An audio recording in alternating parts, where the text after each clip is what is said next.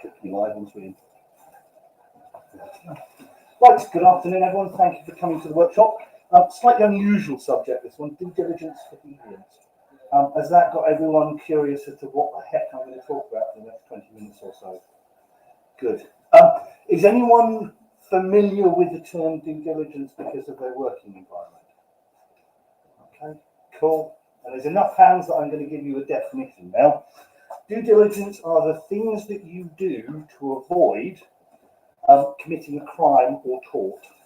Okay, that's an incredibly legal term, but actually in recent years it's become much more of a thing focused with business.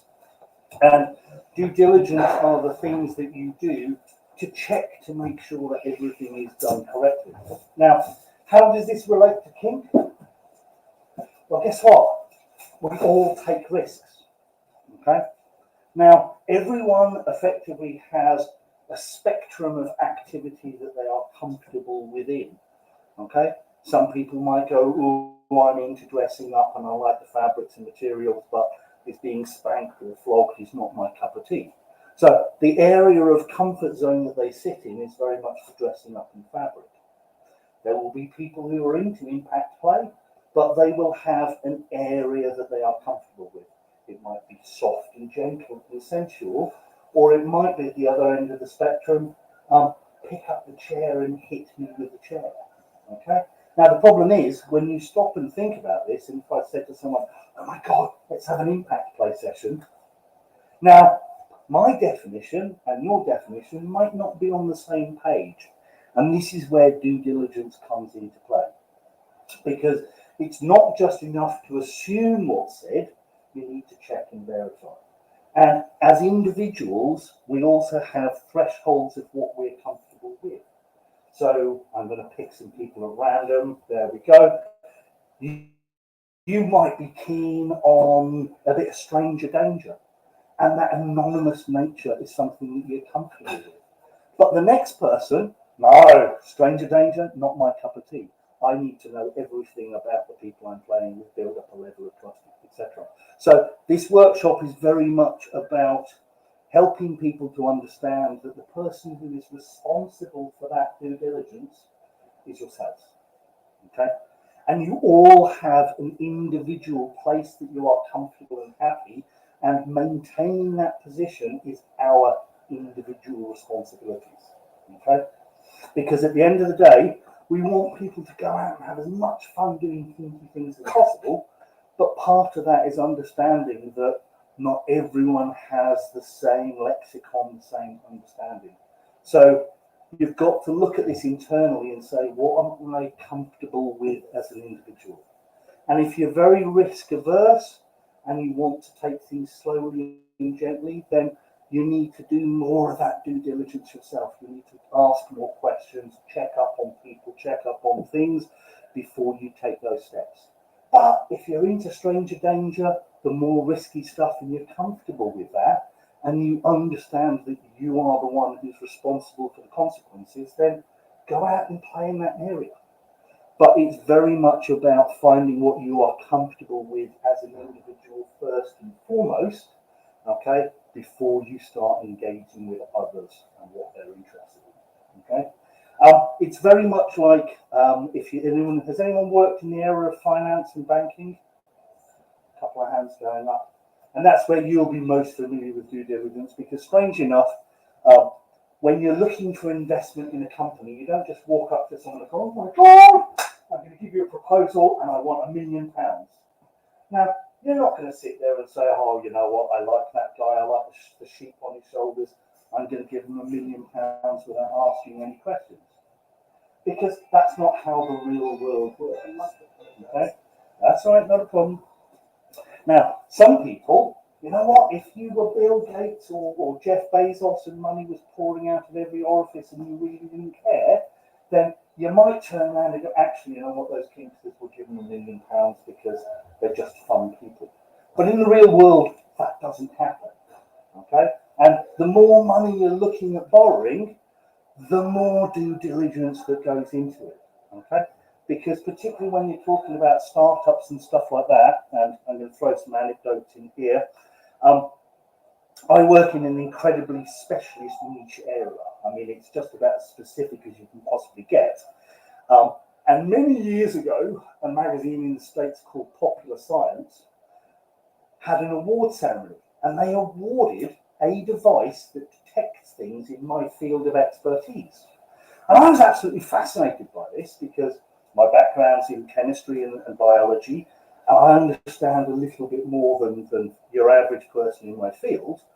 And the only way I could find of doing what that box that was about the size of, an old 1980s mobile phone was actually to have a device that was pretty much the size of a table. I couldn't miniaturize it and get it down. So I thought this sounds a little bit odd, but you know what? They've awarded them a prize for this. They've given them $25,000. So I did a little bit more research myself and realized it was a complete scam. So rather than getting too upset, I wrote to the magazine via their website and said, "Thank you for giving me the prize for next year's Popular Science Award. Obviously, I've won because of the time machine that I've invented.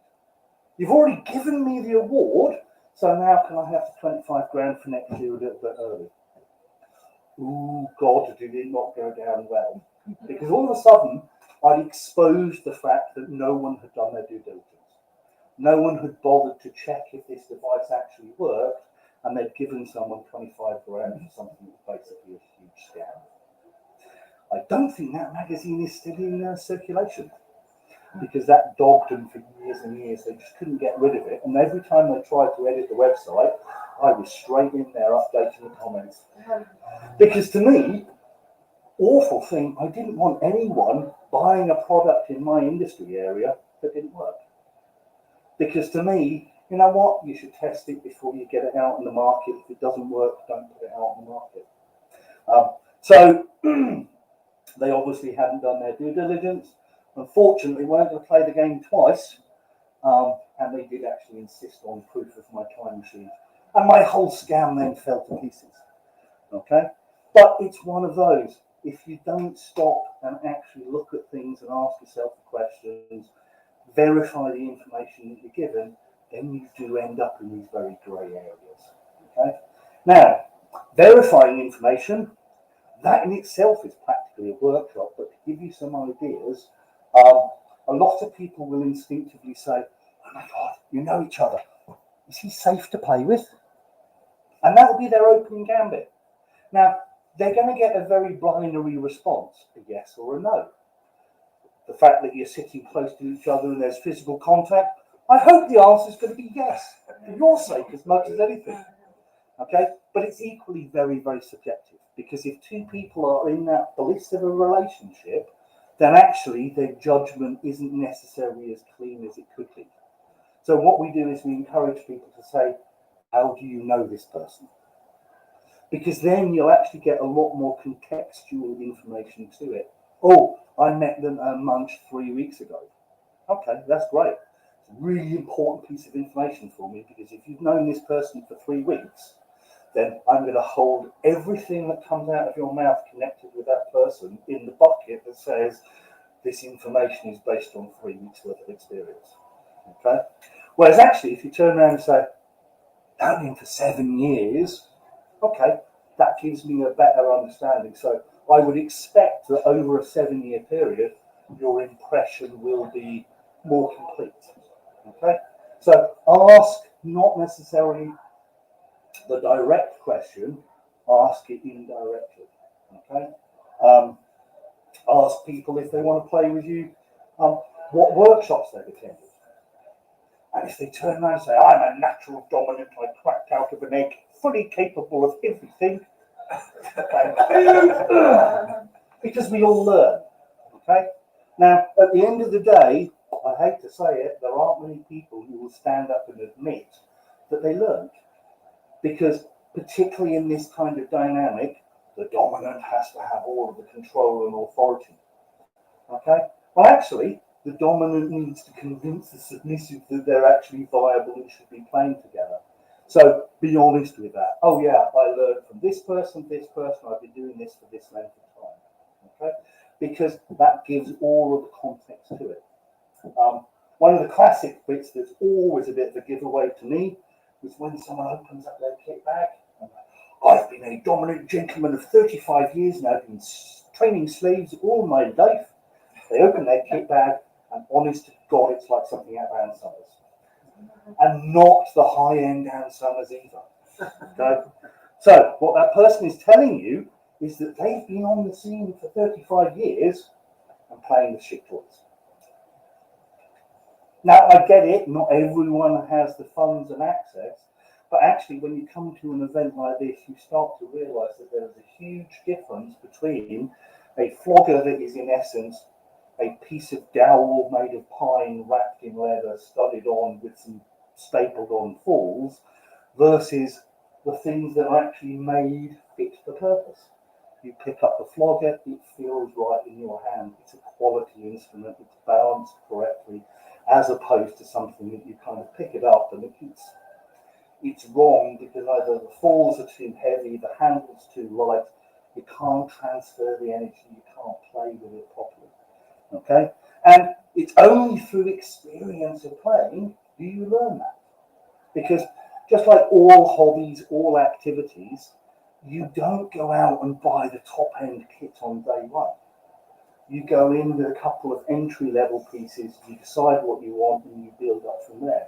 And maybe after 12, 18 months, you're capable of really telling the difference between a quality toy versus a cheap one. Okay? But if you're going to claim to have been around for all its length of time, you should at least have some quality basics under your belt at that stage. Okay? So again, always look, and if someone gives you information, think about how can you verify this. Okay? If they've said, oh my God, he's been running around for 16 years. 6 months. Not running, just had it. Two of us that have been running around for 16 years. Okay? I'm sorry, it's one of those easy to verify piece of information. Okay? But if you're given information, you know what? Particularly if you want to do something incredibly intimate with someone, you owe yourself that verification and validation of the information that you've been given. Okay?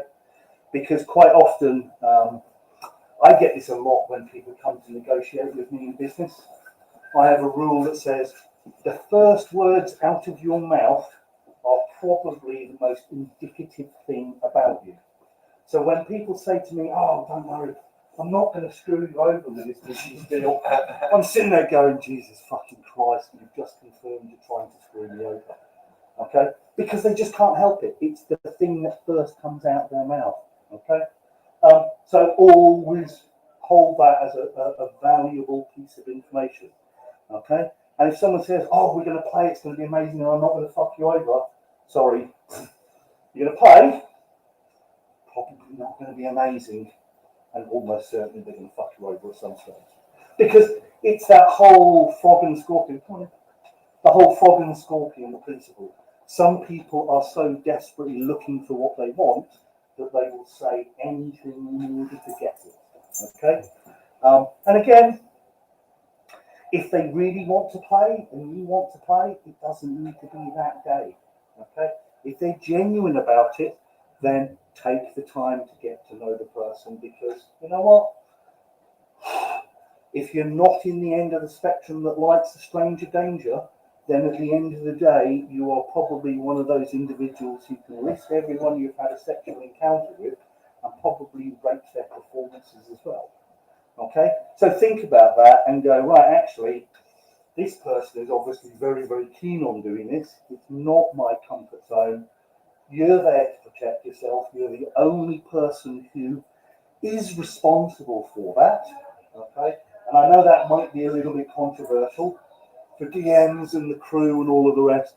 They're not here to be your personal guards. They will help you if there is a problem. But more than anything, we help people by teaching the avoidance of issues to begin with. Okay? So those were kind of my first key points. If you are meeting people some of the common dating advice about meeting people in public rather than private is incredibly logical. I hate to say I have had friends of mine who didn't realise that John Sutcliffe had a brother who was a photographer. Now, the moment she mentioned the guy's name, I'm like, that's the Yorkshire Ripper's brother, isn't it? And she's like, oh shit. Now, she spent 3 days tied up in the guy's basement before she managed to get out, and now will not go north of Watford without a bodyguard. Simple as that. Now, as it happened, came in from another country, and therefore the surname Sutcliffe meant absolutely nothing to this individual. Whereas the rest of us, particularly people of my kind of age, it's like straight off, yeah, not the name you want to be hanging out with. Okay, so things do happen, and that's why it's really important. Again, the greater the risk that you're looking at doing, the more effort you need to put into it. If you are meeting someone in public, particularly if you're going to get intimate and play with them, nothing wrong with asking them for their ID. Okay, driving license, passport, even a credit card. Okay, couple of minutes after you've done that, nip to the loo, get your phone out, Google, name you've been given, sex offenders register. Okay, because if they're on it, it's going to come up on the list. Okay, because they can't hide that information. Okay, and again, if you've met in a Starbucks, a common public place, then you've always got the exit strategies that are there. Okay, a lot of places, particularly bars, if you are on a date and you have a problem with someone, you go up to the bar and ask for Angela. Here, you go up to the bar and ask for Mistress Angela. Okay, and the bar staff will whisk you out the back of the building, will identify who's causing the problem, and they will leave. Simple as that. Okay, but you've got to know about the systems and the plans and the procedures in order to get them activated. Okay, so always, unless you are in that realm of enjoying stranger danger, do your homework. Okay, if someone says to you, I'm not going to give you my ID, I'm not going to tell you who I am, well, chances are you probably shouldn't be playing with that person.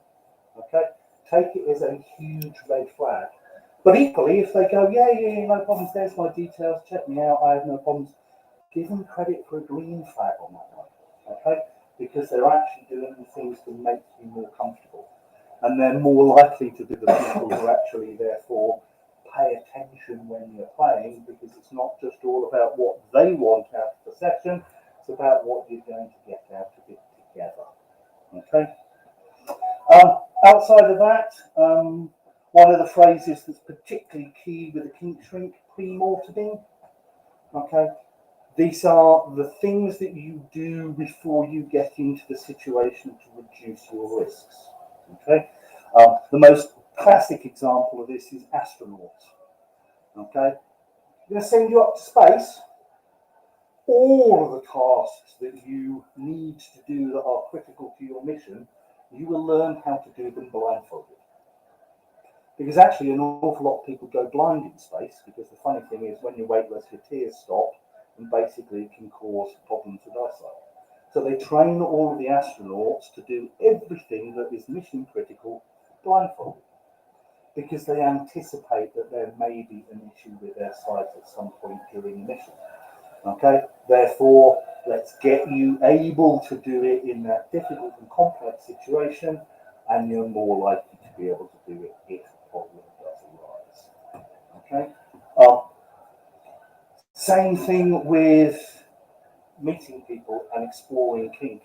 Okay, we don't want anyone to have a bad experience, but if you have a backup plan for what you're going to do, how you're going to self-care, how you're going to look after yourself, maybe you have some friends who are going to assist you, because quite frankly, it's not as if you can go, oh my God, Mum, we went out last night, he levered the fucking shit out of my arse, I passed out and couldn't give a safe word. Now, if you've got a mother who's understanding, brilliant. Vast majority of us don't. Okay?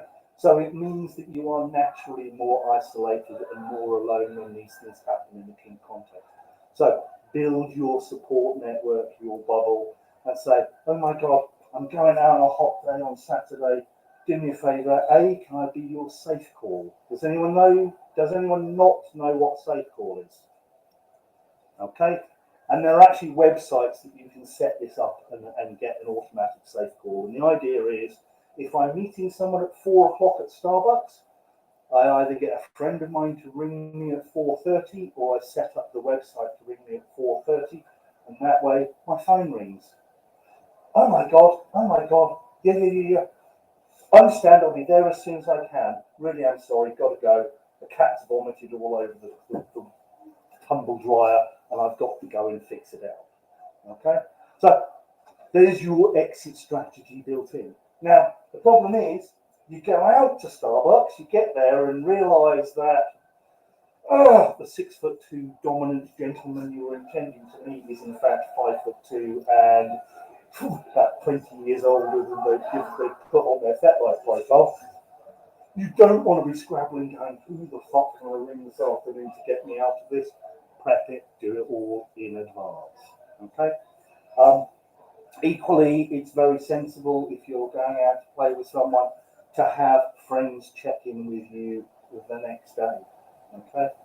Because if you're not spending time with the person that you've played with, and your body has gone up on this huge roller coaster, helter-skeltery endorphin high, you've been absolutely whizzed out of your tits on the impact play, you're going to crash the next day or a couple of days afterwards.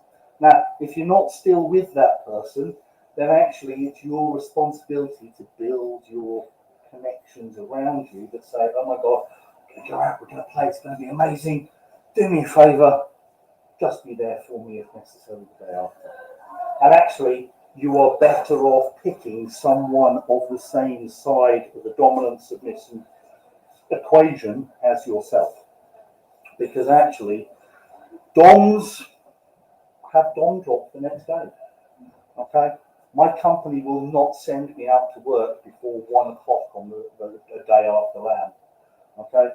Because I get up in the morning and I'm still controlling everything and I'm in that headspace. So I go out and I meet members of the public and it clashes every time.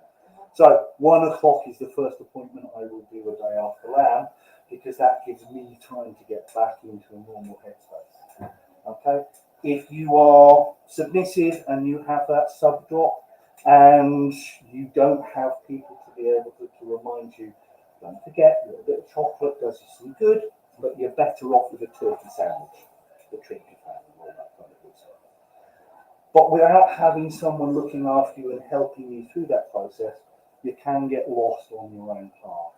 Okay? So think about that, who's going to be there to help you and remind you that you're not having a bad day, you just enjoyed the day before a little bit too much, you bled all of the happy chemicals out of your body, and you're now in this biochemical deficit the next day.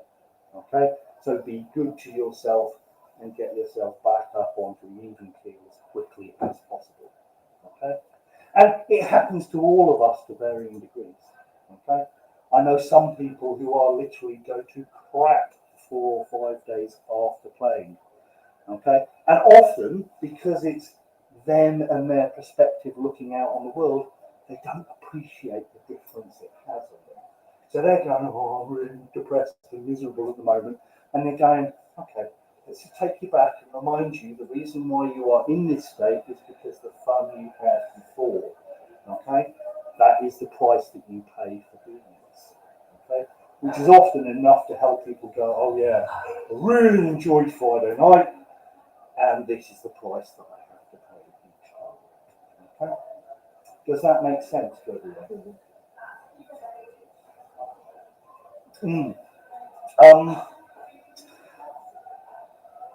As I said, you have to do a lot of personal reflection to find out where your limits and where you're comfortable at, both as a submissive and as a top. Okay?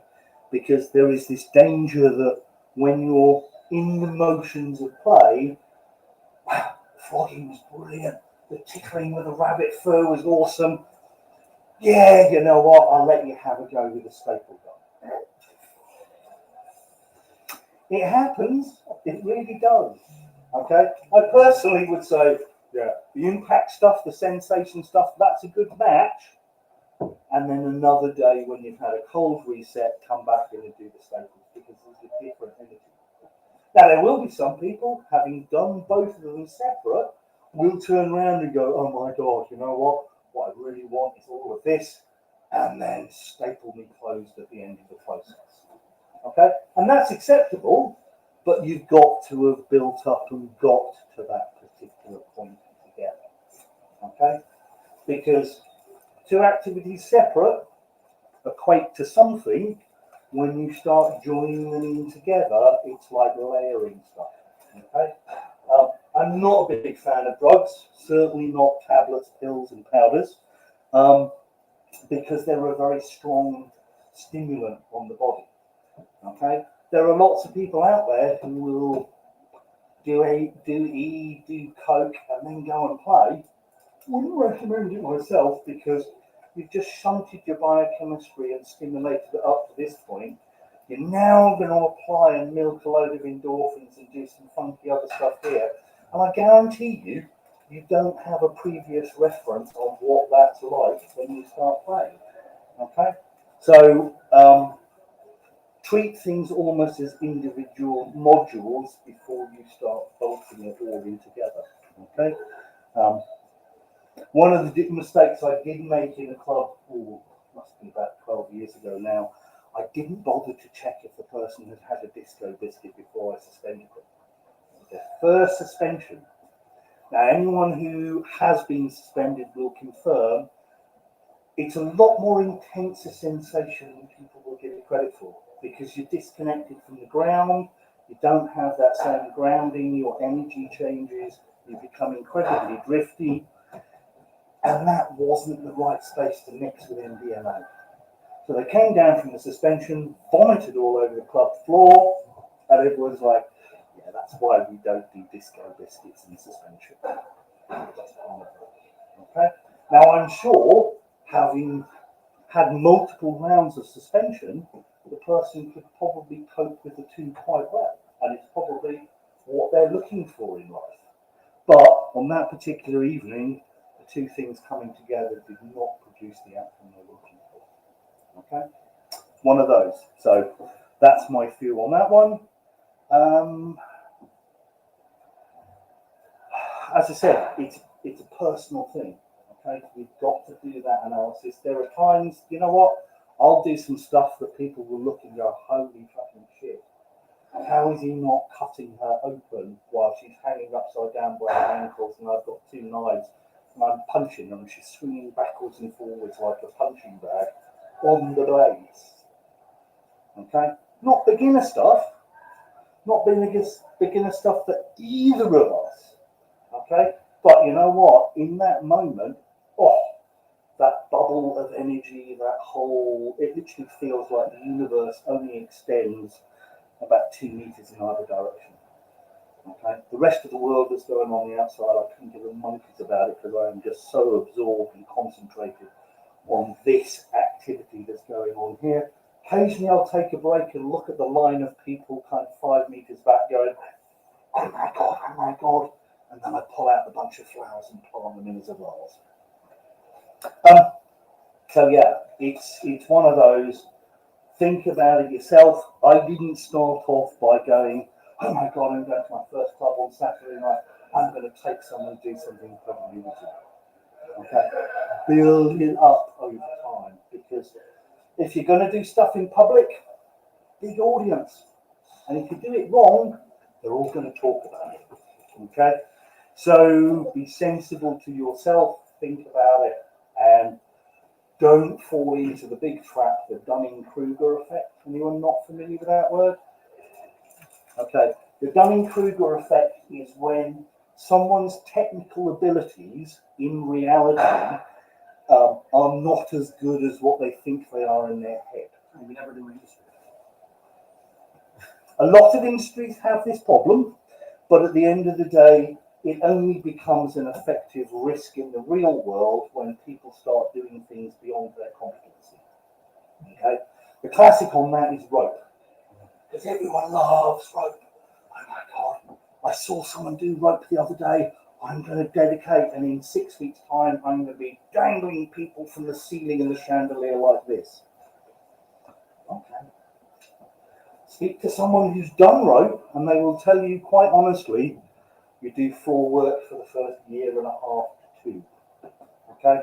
Because until you get used to working with a rope in a low-risk environment, you don't want to move it up to the high-risk people being off the ground.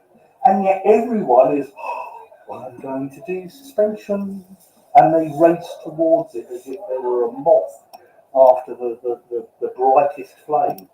Okay? And it's one of those. Just stop, think about it. Where are your skills? Okay, what are you comfortable with? At the end of the day, because suspension is a risk, are you prepared to deal with that person having nerve damage and a problem for not only a couple of hours afterwards, it might be several months. Okay? And with some people, you could be doing a tie multiple times, you're very familiar with it, and there is just something different about the next model that you play with. Okay? And at the end of the day, no one wants to cause that damage, but when it does happen, you're both responsible for it because you as a rigger tied the person and the model agreed to be tied. Okay? So think about the risks well in advance, think about what you're prepared to commit to. And most of the time, you'll find the path really easily. Okay? Once in a while, someone's going to throw you a curveball. If you haven't heard this story, it's a lot more shocking than it actually feels to me nowadays. I did a suspension on someone in about 2011, and in 2018 they accused me of human trafficking. Now the problem is, they mentioned the human trafficking angle to US immigration, who knocked on my door early in the morning with the Metropolitan Police's finest human trafficking with slave or sexual slave team, whatever, and got it so badly wrong. Okay, because they actually turned up in my case, and one of the items on the search warrant was the slave register. So they thought I possessed some great big leather-clad ledger that listed all of the transactions of human beings being traded across Europe for the last couple of decades. And I had the joys of pointing out to them that actually that slave register used to be found at www.theslaveregister.co.uk. One of those. And actually, that is another element where due diligence is important. Okay? Because if you're going to do anything like they did, you really do need to do your homework. Okay? Because otherwise, years and years later, I'm going to be sitting there going, and these are the mistakes that you made when you did all of this.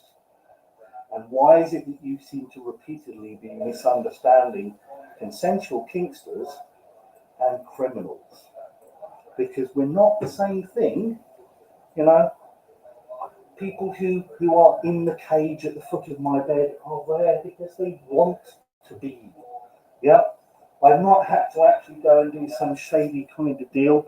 And the real shocker is I found out through this process how much the market rate for a human being is. 500 quid. Seriously. That is all a trafficked human being goes for in this country. Okay? So to me it was like, whoa, damn. I've got toys that are more expensive than that. But there we go. Okay? So be sensible, take the steps that you are comfortable and happy with. Okay? Certainly avoid being coerced because that's a really big red flag. And take it easy and sensibly. Because at the end of the day, so many of these things and these experiences, you get to have that awesome endorphin head rush and high from it the first time. It will still be good on subsequent occasions, but the first time that awesome, oh my God, this is blowing my mind, you only get to do once in this world. Okay? So savor those things. Because quite frankly, no one is going to jump out of a cupboard and give you some award for completing a checklist faster than any other human being. Okay? Not at all. In fact, those people are more likely to burn out. Okay?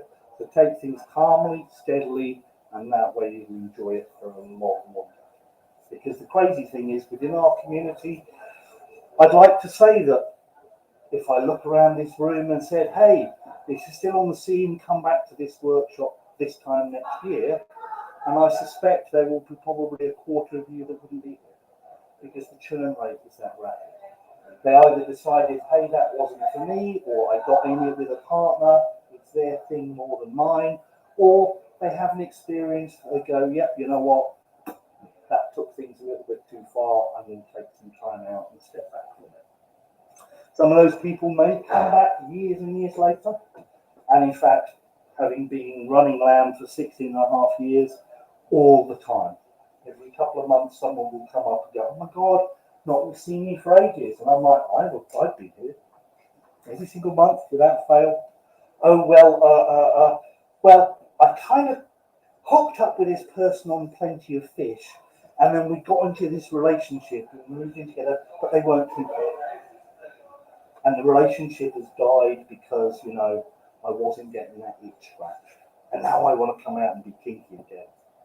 And I'm like, well, you've got to start from like square one and move forward all over again, because the 4 years you've been missing, the room has changed. People have moved on, people are different. It's just the way life is. And as a result, you may have had a situation where everyone knew who you were 10 years ago, and you walk into an event now and there might be 1% of the people that recognise you. So you literally have to start building your name and your reputation, everything all over again from scratch. Okay? But that's again where due diligence is important, because one of those individuals who's been back after a long break, lots of people are going, well, you seem to know what you're doing, you seem to have a reasonable amount of kit, but why have I never seen you before? Oh, I used to be going to clubs like 10 years back. And the problem is, who in the room can verify and validate that information? And there's not many of us. Okay? But there we go. So please think about the risks that you are comfortable taking, stay within your comfort zone, and work out what is important for you to meet that criteria to move things forward sensibly. Okay? And that to me is what due diligence is about. Outside of that, it's really verify information. Google, it's brilliant. Okay. The GDPR index. Has anyone thought of even using that one? So, general data protection regulations, the whole GDPR compliance, managing people's data, etc., applies to everyone. So we are actually registered as an organisation with the Information Commissioner's Office, and that way we can say to people, oh, you're not sure who we are? Go and look us up on the Information Commissioner's database, because we've gone to the extent of doing it correctly. There is a public liability insurance certificate on the front desk. There always is, because I will not hold an event without our insurance being displayed. Because as much as anything, I'm used to walking into events, clubs, etc., and seeing that insurance policy on the wall, and it's part of my due diligence. Oh, they're insured. If anything did go wrong, at least we're covered for being in the building. Okay? And again, that's important for me, because if someone's got their insurance policy, they're doing everything correctly, then they've probably done their health and safety correctly. There are probably fire escapes in the right places. God forbid, if I actually had to pick up a fire extinguisher to use one, it's probably going to work. As opposed to, I'm in a dodgy backstreet venue, which clearly the council aren't aware of, so it can't be licensed. The fire inspector hasn't given it the once over. Yeah.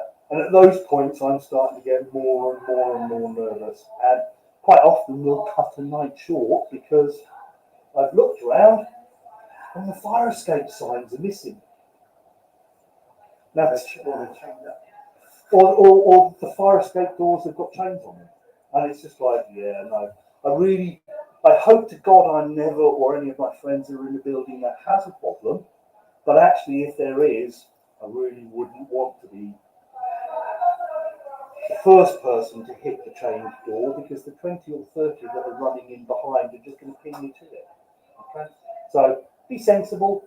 it's great. We've got an awesome community, but don't assume that everything is run to the same set of standards. Okay. Now, some of you that won't matter that much to, but others it will matter an awful lot. Again, it's your personal perspective on it. Does anyone have any questions? No. I know it's a little bit of an odd subject matter, this one, okay, but it's one of the things that has generally kept me safe and sane over the last 18 years, because I look at things and I have a very healthy cognitive dissonance, and I don't assume that just because someone is dressed head to toe in latex that they know what they're talking about.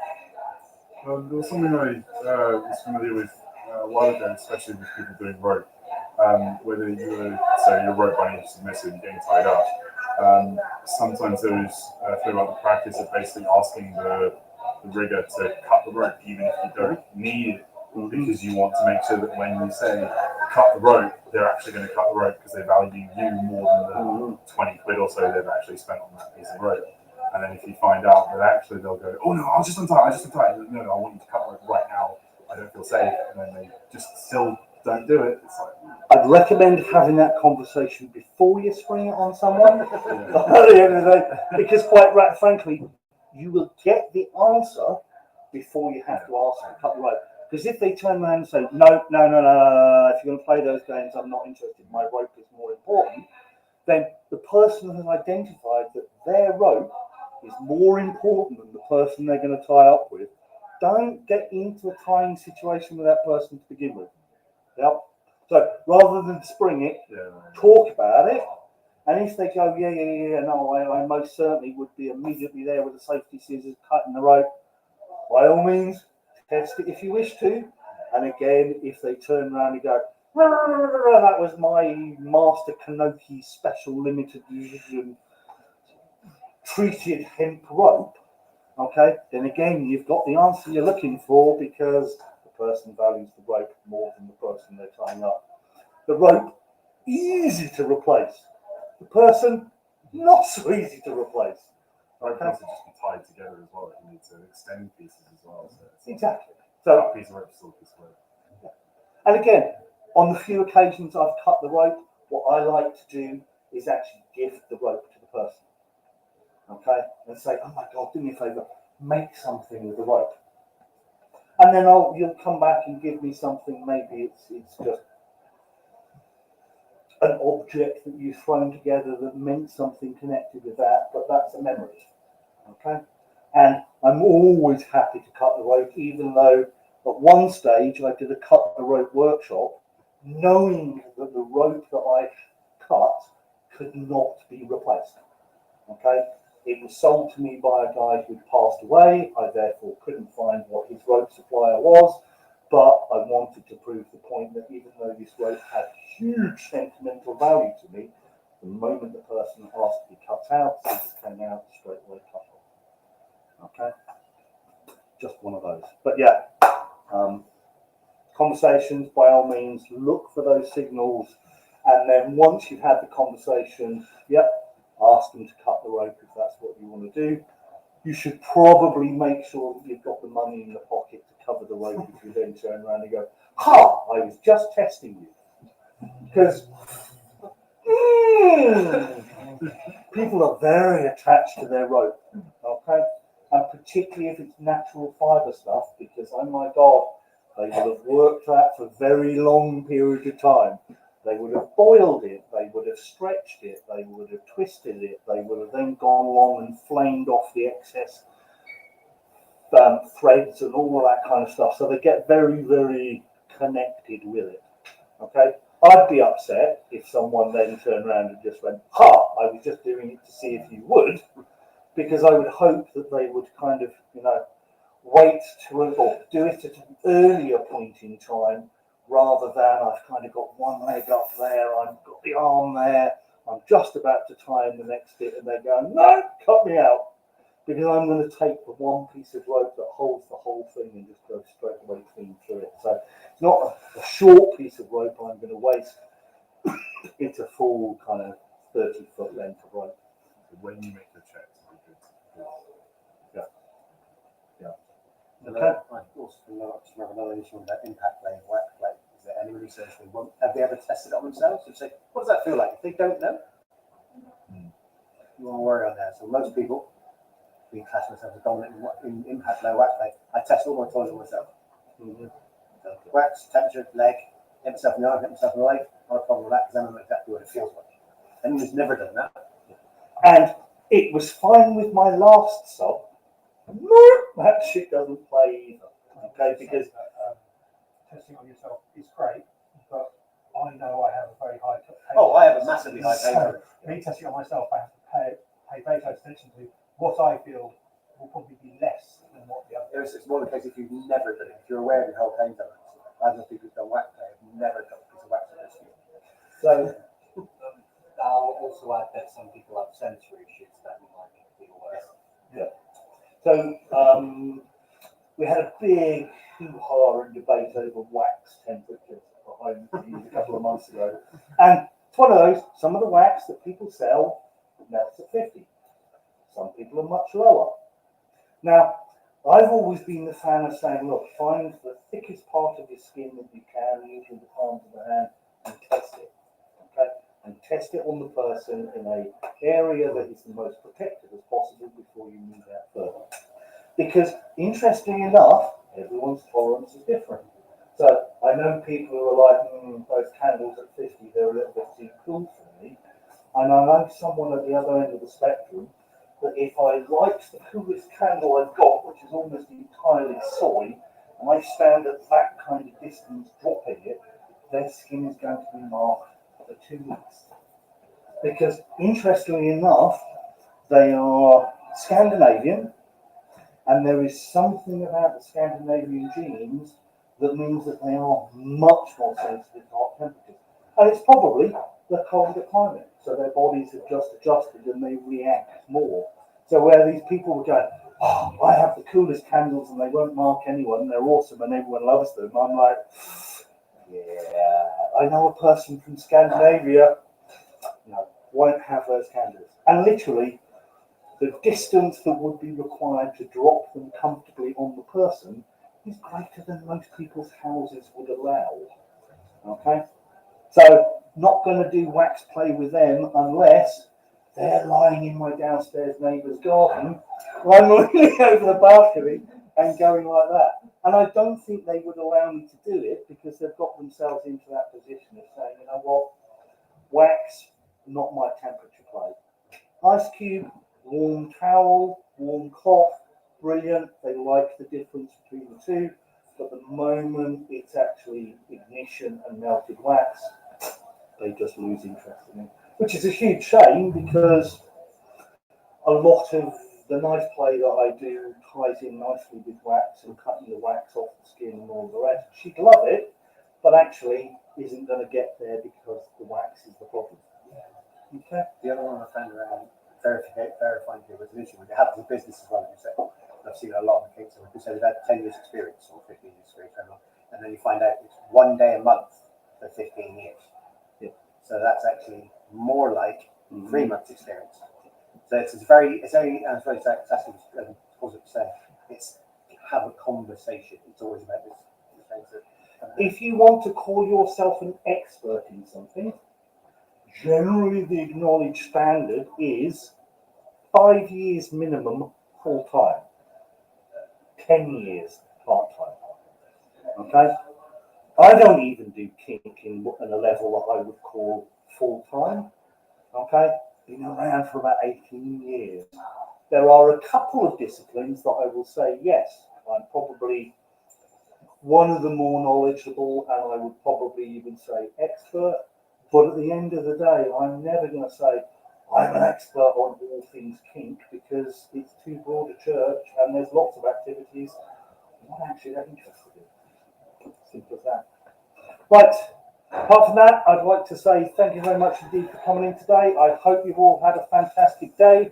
If you have any suggestions on what you would like to see in workshops, please give us a shout. Next month is going to be Healthy Mental Practices at 2 o'clock, and at 4 o'clock we're going to have a Christmas cracker with Lady Vale and Single Tail Lips. There we go. But have a fantastic day, and we'll see you all soon. Thank you.